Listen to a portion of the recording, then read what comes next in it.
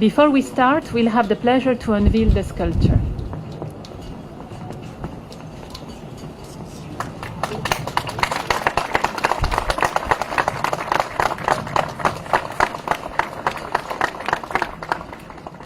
Thank you very much and Շատ շնորհակալություն եւ բարև բոլորին։ Հարգելի պարոն վարչապետ, հարգելի գործընկերներ, շնորհակալություն, որ միացել եք մեզ։ Ջերմորեն ողջունում եմ նաեւ Grandest-ի հայկական համայնքի ներկայացուցիչներին, ովքեր այսօր մեզ հետ են։ Մենք ընդունում ենք այս քանդակը, ընդունում ենք Եվրոպական խորհրդարանի անունից։ Դրանվեր է Հայաստանի Հանրապետության կողմից վարչապետ Նիկոլ Փաշինյանի ներկայությամբ։ Շնորհակալություն հարգելի վարչապետ այս գեղեցիկ արվեստի գործի համար։ Անունը արմատների կանչը եւ երկխոսության ուժը։ Ավելի լավ անուն չեմ կարող պատկերացնել Եվրոպական խորհրդարանում։ Երկխոսությունը մեր ժողովրդավարության անկյունակարն է։ Այն մեզ միավորում է եւ մեզ առաջ է շարժում։ Ի վերջո մեր խորհրդարանը հենց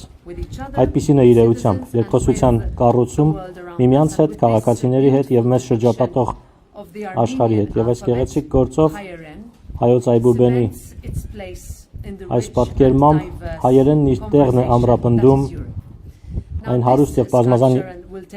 երկխոսության մեջ, որը կոչվում է Եվրոպա։ Այս քանդակը հպարտորեն իր տեղը կզբաղեցնի եւ մենք էլ ենք հպարտ տեղ կզբաղեցնի խորհրդարանի մուտքի մոտ Սիմոն Վեյլ շինության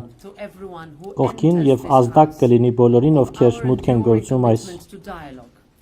տունը։ Սա նվիրումն է մեր երկխոսությանը եւ մեր հավատարմությունն է խորհրդարանների միջև սերտ կապի։ Հայ բանաստեղծ Սիլվա Կապուտիկյանը հայոց լեզվի մասին գրել է. Ուր էլ լինես, այս լուսնի տակ ուր էլ գնաս, քո մայր լեզուն չմոռանաս։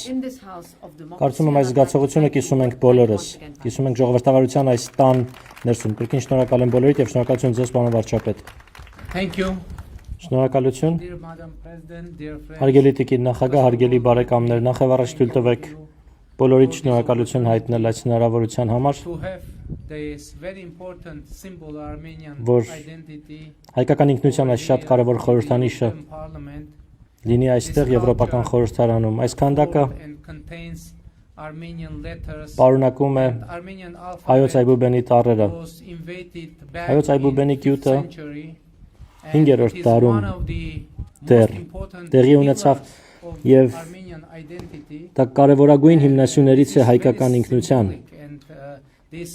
Եվ սա շատ խորհրդանշական է այն փաստը, որ այս քանդակը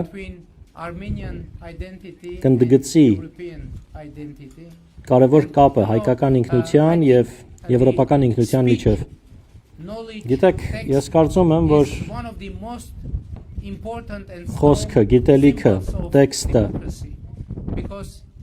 կարևորագույն եւ ամենաուժեղ խորհրդանիշներից է ժողովրդավարության, քանի որ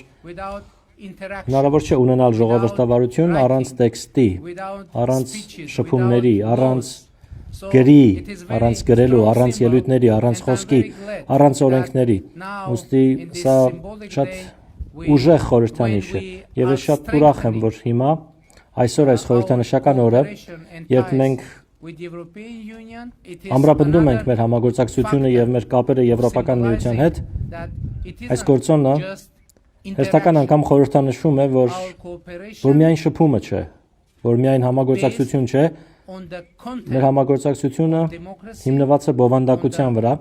դա ժողովրդավարական բովանդակություն է, դա համագործակցության,